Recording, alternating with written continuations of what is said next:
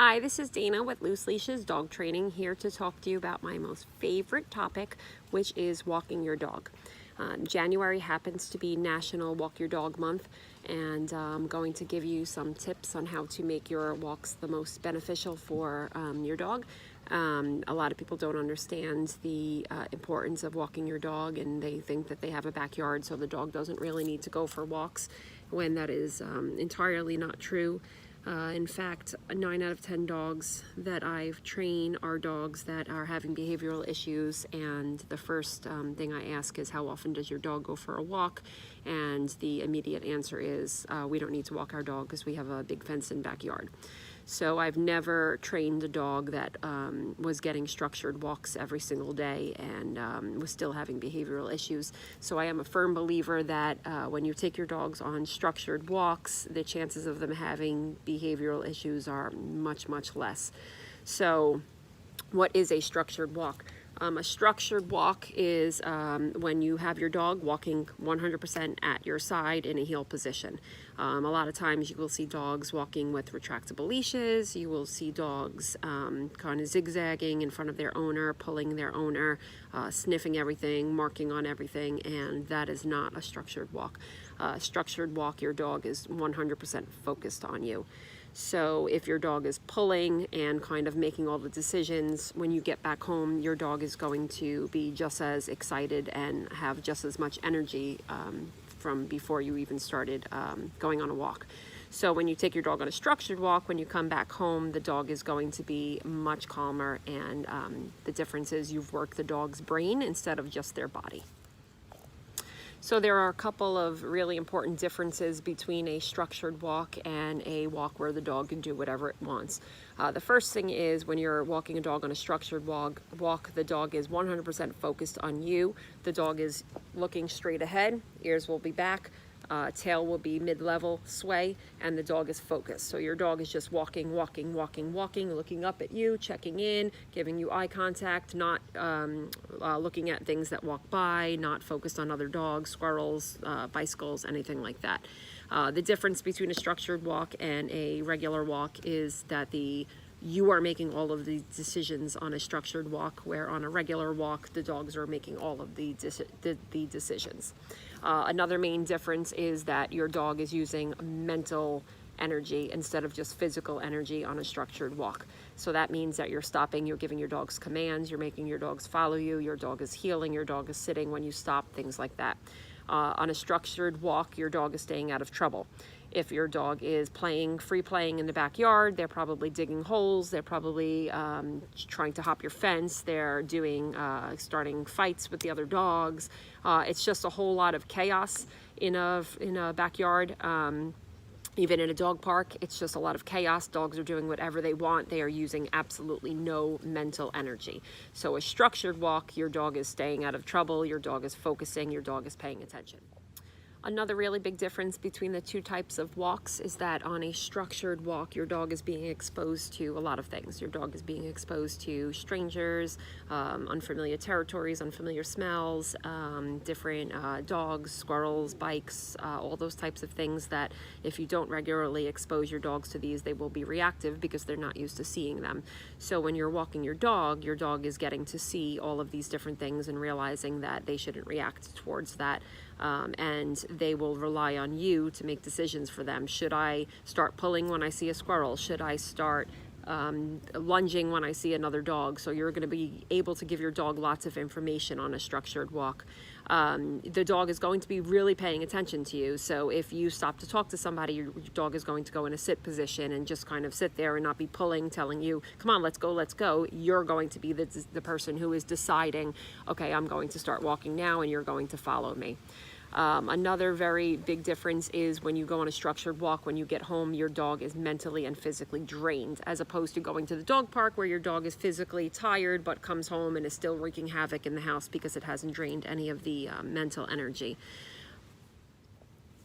So I'm going to demonstrate what a structured walk would look like.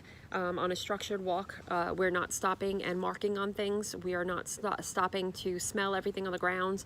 We're not deciding the entire time during the walk, where should I go potty, where should I go potty.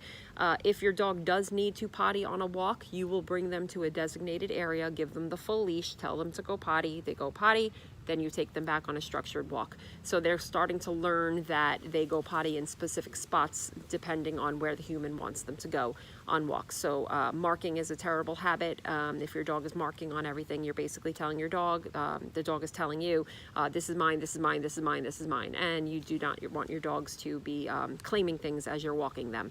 So if your dog needs to potty on a walk, you're going to pick one or two designated spots, and you're not going to spend an hour at each spot. You're going to spend about 30 seconds, keep encouraging the dog to go potty, and then as soon as they're done, you throw a party, good job, good job, good job, good job. Then they go right back onto a structured walk. So I'll be demonstrating a structured walk with my dog Lucy. Lucy used to be very leash reactive to other dogs. Being a hunting breed, she desperately wanted to hunt anything that moved during our walks. So she learned how to do a structured walk, and when she comes home, she is 100% mentally exhausted from working so hard on her walk. I highly recommend the dog backpack. Gives your dog something else to focus on during the walk, which also drains more physical and mental energy.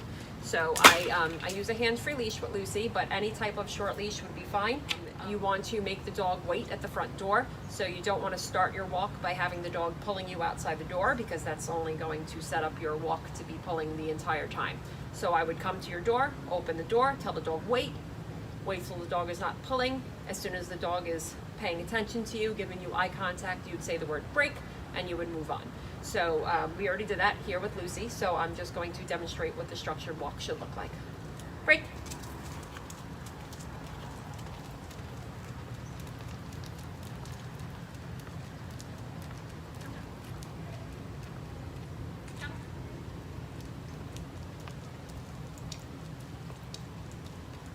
Wait. Sit. Sit. Break. Come. Wait. Sit. Break. Come.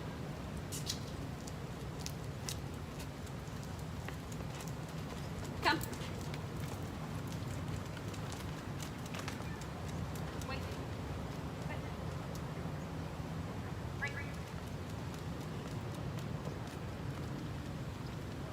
Come. Wait. Wait. Sit. Good girl. So as you can see, I'm making up all the decisions. I'm making all the decisions. I'm telling her what to do. I'm giving her something to think about as I'm walking. She knows that there's going to be words, there's going to be commands, so she should be focused on me. So basically the most important are where you stop walking and you say wait, then you ask the dog to sit, but eventually the dog will learn to sit without even saying sit, and the word come. So every time you say the word come, you turn and you have your body, your dog following you, so that the two of you are really a unit and not just one person, one dog. So the dog is actually just doing every single thing that you do. So again, it's wait, break, and come. Break. Wait, sit. Sit. As you can see, this is something that you can do right in front of your house or right in your driveway. If you don't walk your dog, please try to start. And if you need help, please just reach out. I will be happy to teach your dog how to do a structured walk without pulling, how to not react to stimulation outside, and to just walk in a heel position the entire time. Again, it is National Walk Your Dog Month, so please get out there and walk your dog. I can guarantee you a lot of behavioral issues that you're having will just diminish when you start walking your dog. A fenced-in backyard is great, but it's not everything for a dog. I would much rather somebody be walking their dog every single day than having acres and acres of fenced-in land and never ever work walking with that dog. Okay, so if you would like me to help you, please just reach out to looseleashesdogtraining.com and I would be happy to help. Thank you so much. Bye-bye. You'll notice on a structured walk that your dog's body language will look slightly different. Their ears will be back a little bit, their tail will be kind of medium, low wag, and their head will be looking straight ahead, as opposed to when you normally walk and the dog is doing whatever it wants. The ears are usually perked forward and there's some wrinkles in the head because the dog is pretty much scanning the area the entire time it's walking.